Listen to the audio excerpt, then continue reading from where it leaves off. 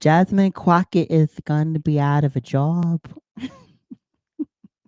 She lost with the redistricting. The redistricting of Texas is final, and homegirl is gonna be out of a job.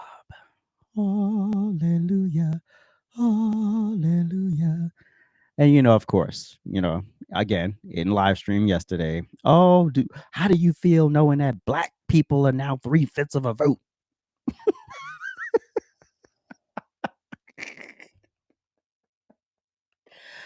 Excuse me. When did black people become 3/5 of a vote? In Texas, black people are 3/5 of a vote. Okay, so let's talk about this. Number one, Jasmine Crockett isn't even from Texas. She's from St. Louis. She isn't from the Dallas area. She went to school in Houston. She went to law school in Houston. She's lived a privileged life. She's not been broke. It cost almost $1 million to educate her from childhood all the way through law school. And never once did she do work study, had scholarships, or had any other special funding. This was all paid for. Mm-hmm. Mm-hmm. Yeah. No special stuff. Right. Yeah. So this all of a sudden, this ghetto girl, this I'm relatable, this I'm down with the people act that she's pulling off. Like it is so stupid, but she's a good actress. Maybe she should give Umar some tips how to work, how to be very convincing, how to play a character all the way past the finish line. Maybe she can give Umar some tips on that. Anyway, um, and to be honest, she slid right into the congressional seat. There was really no contention. There was no competition. There was no Republican opponent. There was no opponent from any other party. So literally what the Democrat Party did is they saw a vulnerability and they maximized it. Fine. Nobody's hating on you for that. Do what you got to do. So then you put up a loud black woman who can be entertaining in Congress and do all of the theatrics and get all of the attention, but it was never really about serving the people of Texas 30. It was never about that. What it was about was getting her national attention so that she could one day run for president or a higher office. That was it. This had nothing to do with serving the people of that district. And so please stop acting like she did this great noble thing while she was in office, because that's not what for the people means. The people didn't elect her. The people had no choice. When you're the only choice on the ballot, is that really is that really the democratic way, as y'all love to say?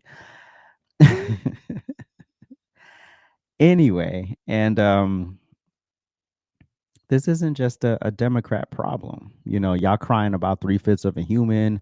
And in fact, both parties gerrymander. But if you've been running your mouth about Texas and Florida and possibly Indiana and all these other states, were y'all bitching in 2022 when Illinois did it? When New York, California, Massachusetts, Oregon, New Mexico, Nevada, and New Jersey, they all gerrymandered for the 2022 midterms. They all did it.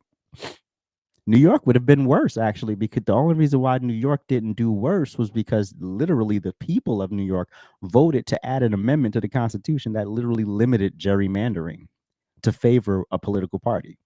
Otherwise, New York was willing to break its own constitution to try to get it done, but got stopped by the highest court.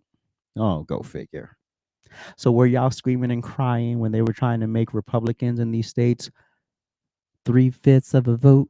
No, you weren't. You didn't care, because all you cared about was a D being next to somebody's name and then winning. That's all you cared about. You didn't give a damn what they could contribute or how if they were really for the people or about it. You didn't care. All you cared about, they're a Democrat. This is the ugly game of politics, people. Um, carving the map, locking the seat, and calling it democracy. Hey, so get over it. Texas, it's a new day, and it's actually a better day. Yeah. So I'm not 3/5 of a vote in Texas because I'm not voting for Jasmine Crockett. I would never vote for if she was one of the options. If I was in her congressional district, she would never get my vote. Not even by default. Blank, leave it blank.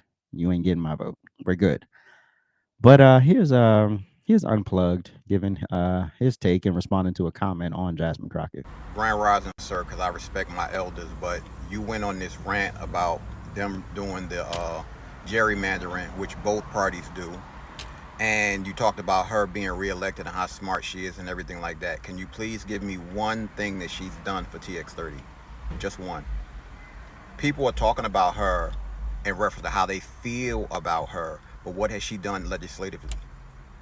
What has she done in the community? Please tell me.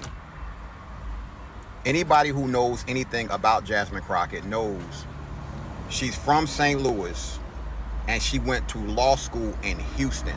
So I'm going to ask again, what ties does she has to TX30? What ties does she have to Dallas? You got to start asking yourself that question too. Facts. You also may want to go look at her Breakfast Club interview where she pretty much said she wants to go ahead and get her money from a lawsuit, then she'd come back and get reelected. So that means she doesn't care about the people. She also said in a recent interview that she's thinking about going to the other district and this, that, whatever. So if she's going to go to the other district, that means she's going to desert TX30. On top of that, if you're from Texas or live in Texas, that means that one thing famous about Texas is the Alamo, where they took their stand. If you're supposed to take a stand, why would you retreat to Chicago and not take a stance for your constituents? That's all of them, including Jasmine Crockett. So I'm going to ask you respectfully, sir, what has she done for the constituents of TX30 since she's been in office? Please come back with a fact and not feelings. Not a damn thing. I could answer that question. She has performed well. She has had great screaming matches on the congressional floor. She has argued. She has bickered. She has thrown out all these wild, salacious claims about the president, the Republican Party, and white people and black people and all this other stuff. But she's done nothing for the people of TX30. We know this. That's why they picked that seat, because they knew they could slide her in there. She was going to be uncontested. No Republican was going to Republican Party was not going to put any money behind a race in that district. It was just never going to happen.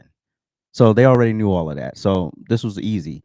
Now that she has to go earn it, let's see what actually happens when you have to go actually do the work to get the seat. Yeah, she's probably going to go back to being a lawyer. And even the Democrats don't want her. They don't want this Shaniqua representing them. They don't want this trash, ghetto, loud, wrong, annoying, frustrated, over made up, big ass eyelash person representing them on a national stage. No. Could you imagine this standing next to Michelle Obama? God, for say what you want about Michelle Obama. She's a great orator. When she talks, you listen, right? She's not like one of these people, and even if she's saying something stupid and wrong, right? She's saying it in a dignified way, right? I think that this bullshit. That will never be Michelle Obama. That will never be Michelle Obama. That will never be.